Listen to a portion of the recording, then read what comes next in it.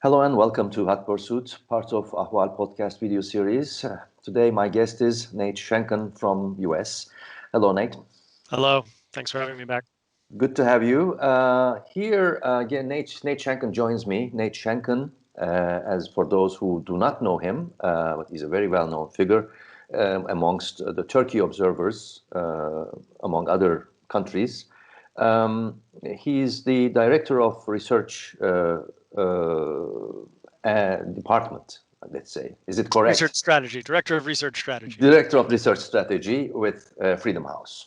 And today we are going to talk about transnational repression, an important term becoming more and more, in the radars of the people who follow human rights and the diasporas, dissidents abroad, outside their countries, people who are in opposition positions, academics, scholars and journalists, etc., intellectuals. So this latest report, very fresh one from Freedom House, is a large report about some country cases, amongst them Turkey, of course. Transnational Repression Case Study is the title of the report. And it goes, Turkey state's current campaign of transnational repression is remarkable for its intensity, its geographic reach, and the suddenness with which it escalated. So, Nate, I think we will have this issue to expand a little bit because it's a very comprehensive one. Here you mention that renditions especially accelerated since the botched coup, and Freedom House looked into the cases of 58 individuals, but there is certainly more, as you say in the report, but these cases are very clear cases, and this is something new. And suddenness, I think, refers to what changed in Turkey, what changed in the Erdogan administration following July 15, 2016 failed coup. So walk us through that, please. Sure.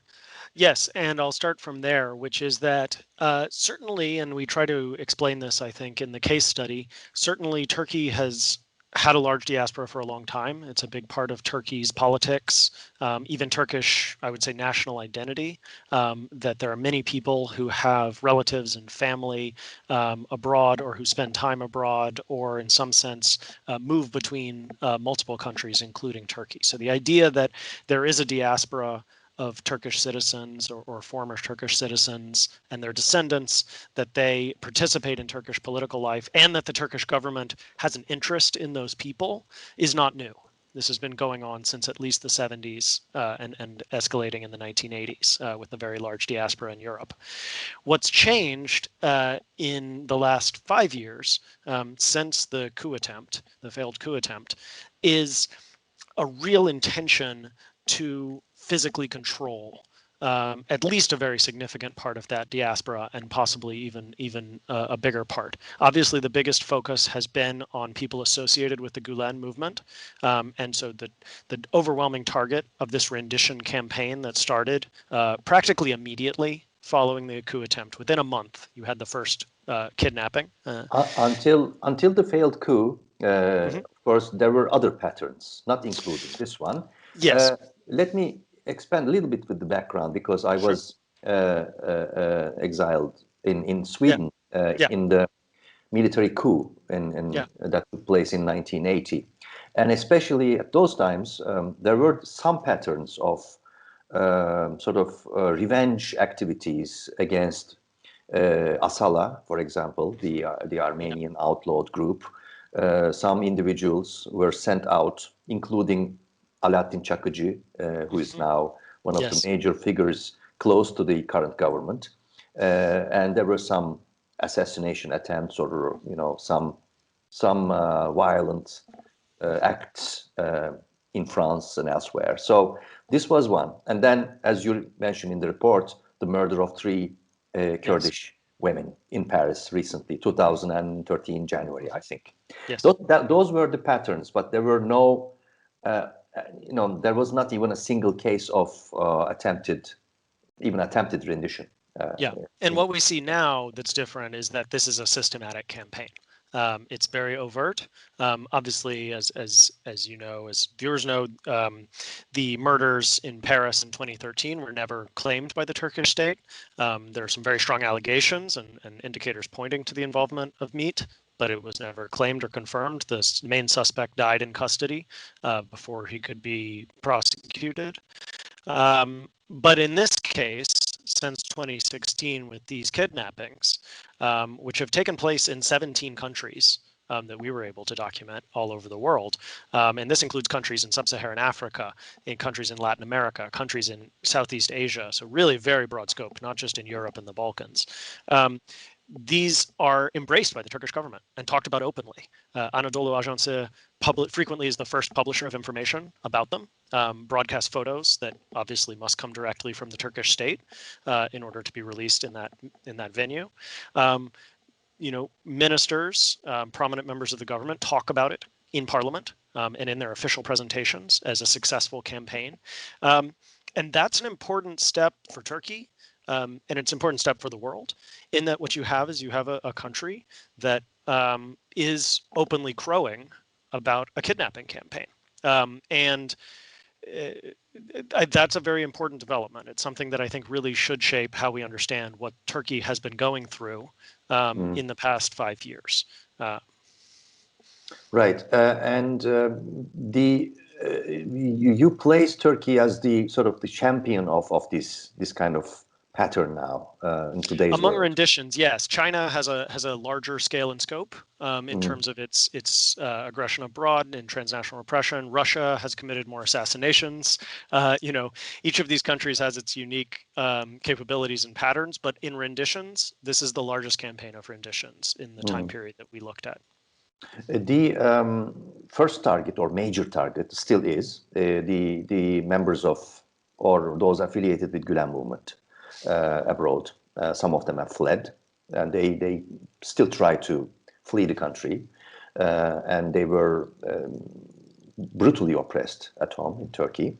And then the pattern started to change more recently, I suppose, targeting also Kurdish individuals from Turkey and also Turkish intellectuals or opposition figures. What made this expansion possible?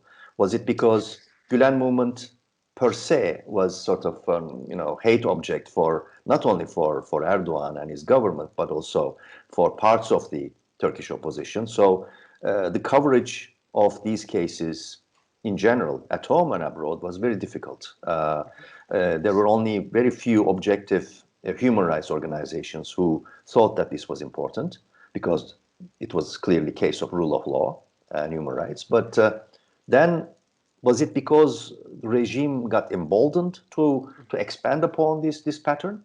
Yeah, I think emboldened is one way of looking at it, for sure, that there's a sense of impunity, a sense that there aren't consequences for these activities. We see this across this issue of transnational repression with many countries. It's certainly the case for Turkey. These kidnappings that have taken place are quite well documented, many of them.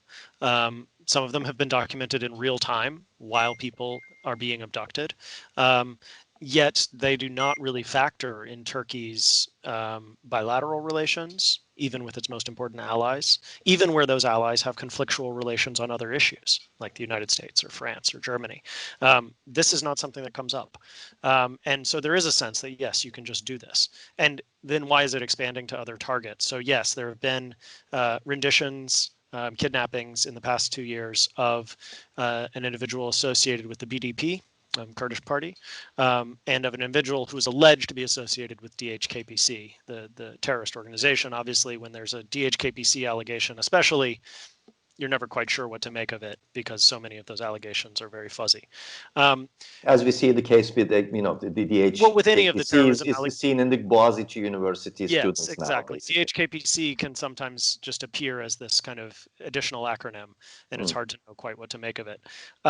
but what's important, yes, about the tactics expanding or bleeding over, this is what this is what always happens in our field, what we see as human rights monitors and observers. This always takes place.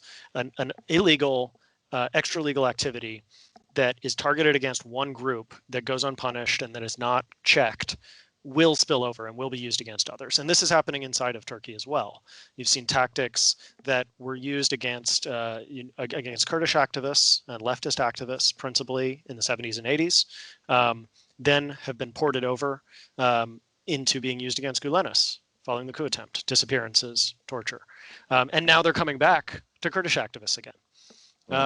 The state, whether it's the Turkish state or another state, if there isn't consequences and if there isn't accountability for violating rule of law, the state will observe that there isn't and will continue to apply those tactics to a broader group. So we're certainly concerned.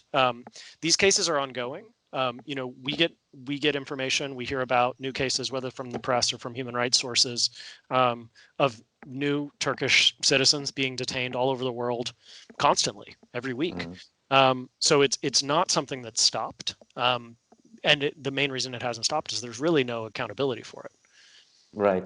And also, one would perhaps add another element into it. For example, the threats to individuals, intellectuals in Germany, in the case of Burak Çopur, an academician from University of Essen, whose family was threatened openly by someone who identified himself as co-affiliated with the Turkish Secret Service, MIT.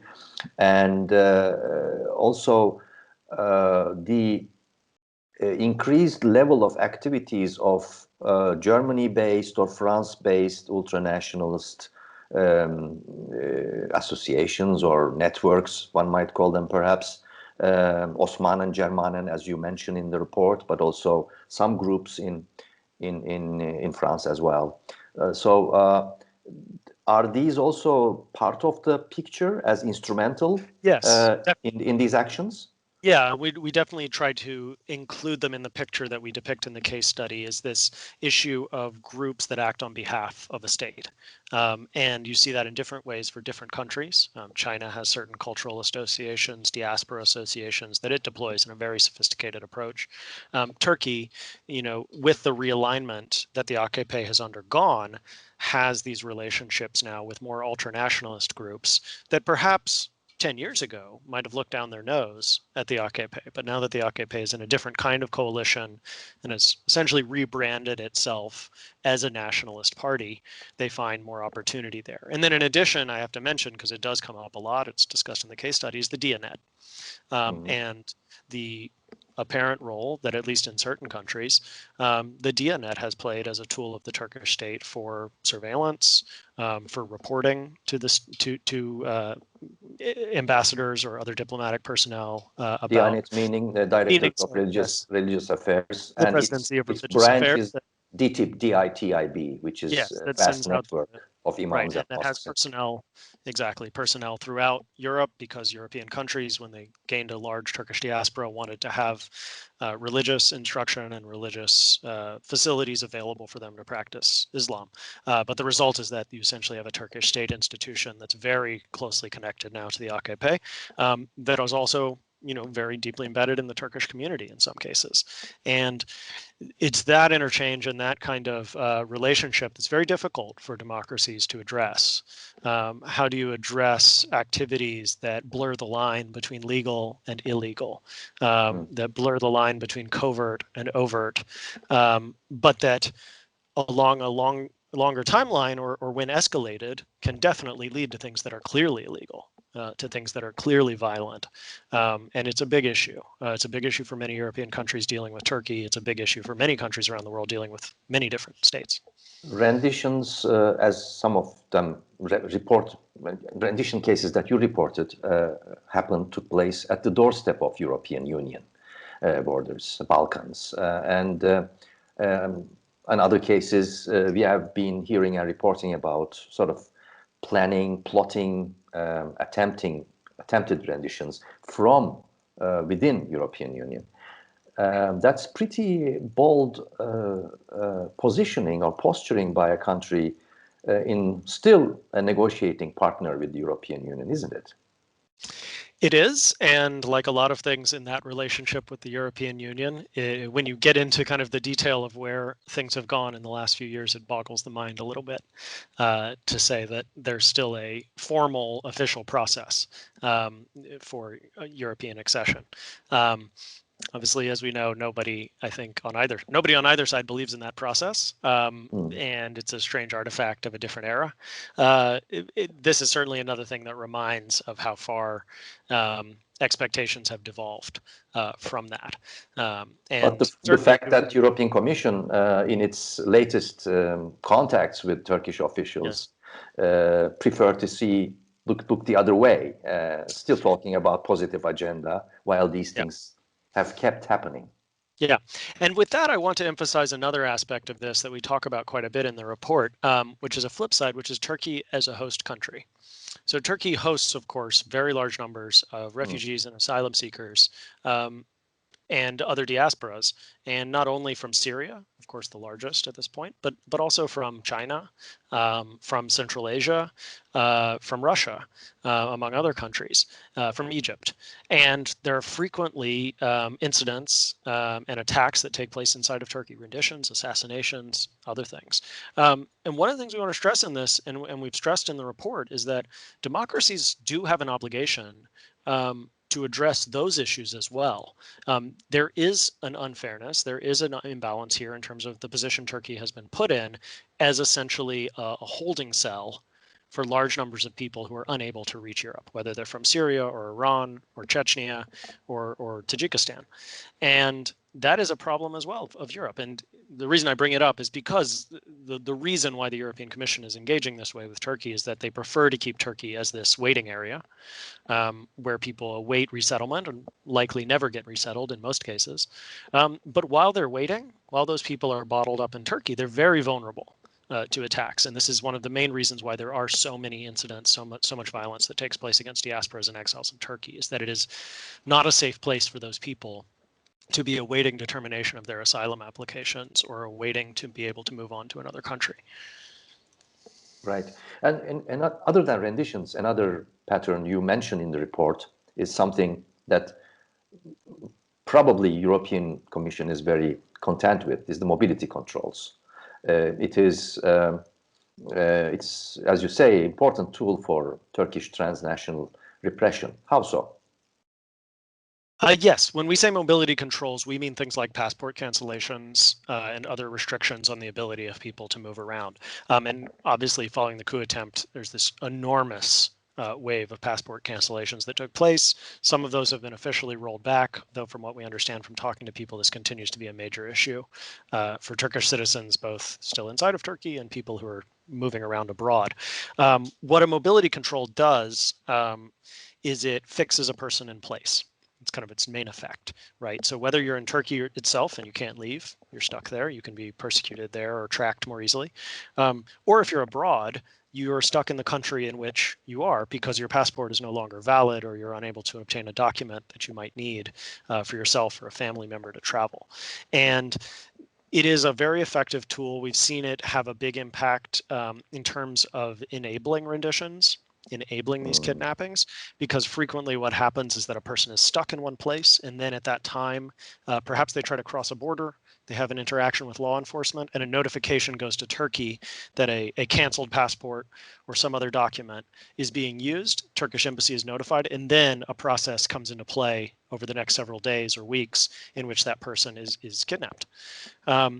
And so it's a very important part of this process. It's something that I think we have to all understand, that that's a tool, of course, that states control themselves. It's very hard for other states to see what Turkey is doing with passports and whether it's valid or what the appropriate thing to do is. But we need to be aware that it's also being used as leverage and as a first step in a process that eventually leads to a very serious human rights violation. Initially, right after the attempted coup, as you mentioned in the report, 60,000 names were reported to Interpol. A huge number, almost a city, were sent to them, and it took a little bit time, but Interpol finally said, "This is not serious. We cannot take this seriously." And actually, Süleyman Soylu last night or yesterday mentioned this and said, "We stopped sending because they are not taking they don't listen to us. He didn't say they are not taking us seriously, but so this is something that also caused a lot of headaches between Interpol and Turkey. But let's conclude, Nate. Now there is a new administration in Washington, D.C., Biden-Harris administration, and its emphasis, as we hear it, will be more on democracy and human rights. The family of democracies will be strengthened, etc. What is the conclusions of Freedom House on such cases, and what should be done?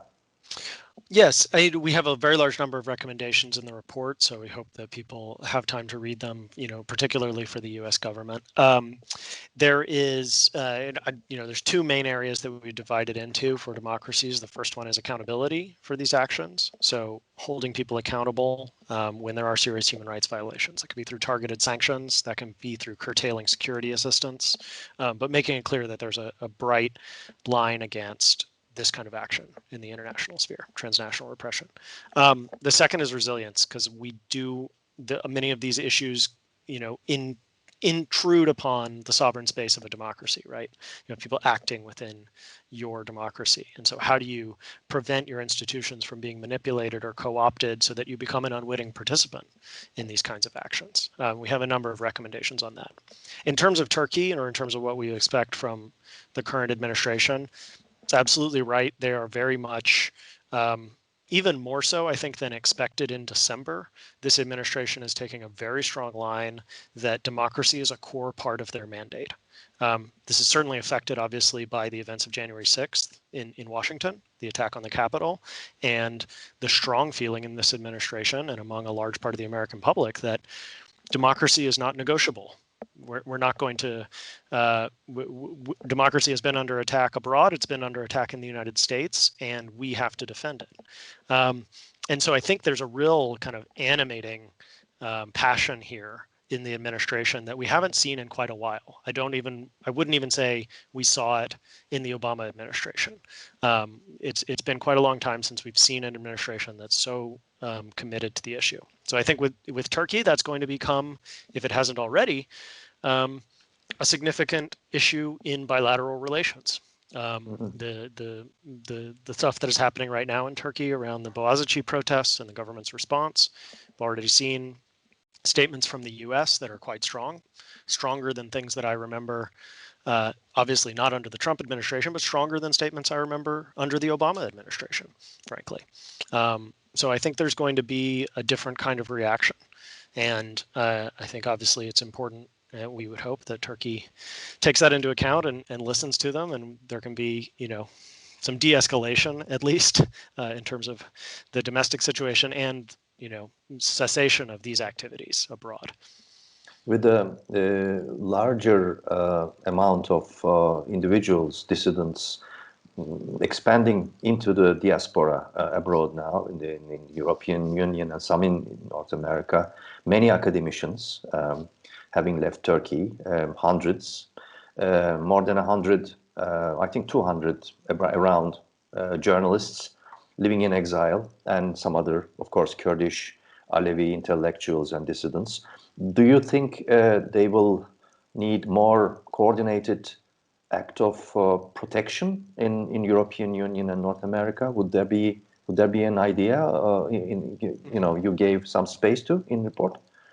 Yeah, in the Turkish diaspora, or diaspora from Turkey, let's say, that includes Kurds and others, right. That diaspora and these diasporas in some countries in Europe are very well established. And in some cases, the kind of space you're talking about exists already. And I think that in some ways, they're a role model kind of things and things to learn from those countries where there are very good relations between diaspora organizations that are not affiliated with the government, that do represent civil society in a real sense, and that help that government also mitigate security threats.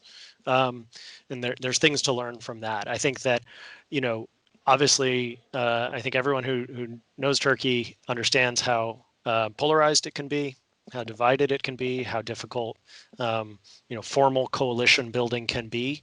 But certainly, any pitch would be, let's agree on the lowest common denominator here, which is people shouldn't be kidnapped, people shouldn't be assaulted, people shouldn't be attacked. Everyone should be safe from that, regardless of their political position and their affiliation. And let's start there, and everyone can disagree about everything else, but let's get agreement on that level. Yeah, when the time comes, let the fight continue. Yeah, have the big arguments. Conditions, right? Let's keep them arguments and nothing worse, and then we'll be in good shape. In good shape. Nate Schenkkan from Freedom House, with the Freedom House, the Director of Research Strategies. Thank you for this conversation, Nate. Thank you. Good to talk.